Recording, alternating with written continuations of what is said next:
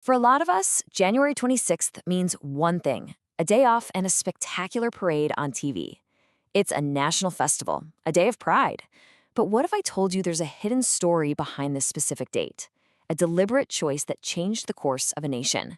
Let's uncover it. Just think about that for a second. This wasn't some random date pulled from a calendar.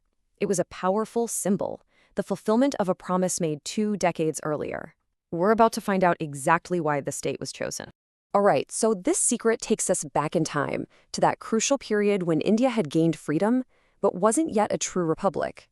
So, on August 15th, 1947, India became independent, but the country was still operating under the framework left behind by the British, specifically the Government of India Act of 1935.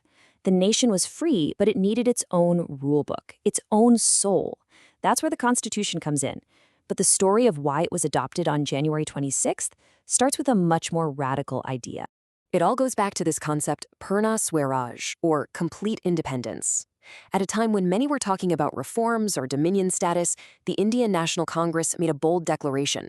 They didn't just want a better deal, they wanted total freedom. And here is where all the pieces connect. On January 26, 1930, the pledge for Purna Swaraj was taken, and that day was celebrated across the country as a symbolic Independence Day. Exactly 20 years later, when the Constitution was ready, the founders chose that very same date to enact it. It was a powerful message. The day the dream was declared became the day the reality was born. So now we know why the date is so significant. But what about the document it celebrates? The making of the Indian Constitution was a monumental effort, one of the greatest intellectual exercises in modern history. This was no small task. The founders were crafting a framework for one of the most diverse nations on Earth, aiming to secure justice, liberty, and equality for millions. The sheer scale of the effort is just staggering. Just think about the time commitment. It took nearly 3 years of intense, nonstop deliberation to produce the final draft. To be precise, 2 years, 11 months, and 18 days of tireless debate, discussion, and dedication. To manage this huge job, the work was divided up. More than 11 major committees were formed, each working on a different piece of the puzzle, from fundamental rights to the federal structure. And get this wasn't some document written in secret. Thousands of amendments were proposed and openly debated. It wasn't imposed from the top down. It was truly forged in the fire of democratic debate. Their approach was both humble and brilliant. The drafting committees studied constitutions from all over the world: the US, the UK, Ireland, Canada, and more. But they didn't just copy-paste. They carefully picked and adapted the best ideas to fit India's unique social, cultural, and political landscape. So the document was ready. The historic date was set. Let's go back to that morning in 1950, when history wasn't just being written, it was marching down the streets of Delhi.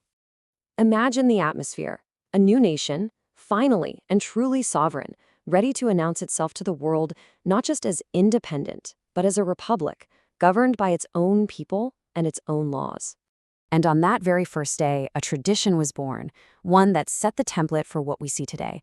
Dr. Rajendra Prasad was sworn in as the first president, a hugely symbolic act that replaced the British monarch as head of state. This was followed by a parade. It was smaller than the grand spectacle of today, but it established a tradition that was both a celebration and a powerful statement to the world. At its core, that first parade had a deep, unspoken message. India will now make its own decisions. It was a declaration of self-reliance and sovereignty. India was finally the master of its own destiny. So that tradition continues. But in a world that's changed so dramatically, how does this historic day resonate with us today, here in the 21st century? It's a question worth asking. In our fast-paced digital world, do national holidays like this still hold the same weight, or is their meaning changing? You could argue it two ways. On one hand, maybe the day has become just a ritual for some, another holiday where the historical significance feels distant. But on the other hand, something else is happening. We're seeing more public discussions about the Constitution, a real curiosity among young people about their rights and duties, and a fresh look at what it truly means to be a republic. So maybe the day isn't just fading or growing, it's evolving. For a new generation, the focus is shifting from pure celebration to critical engagement, asking what the ideals of the republic mean in practice today. Which brings us to our final and most important question.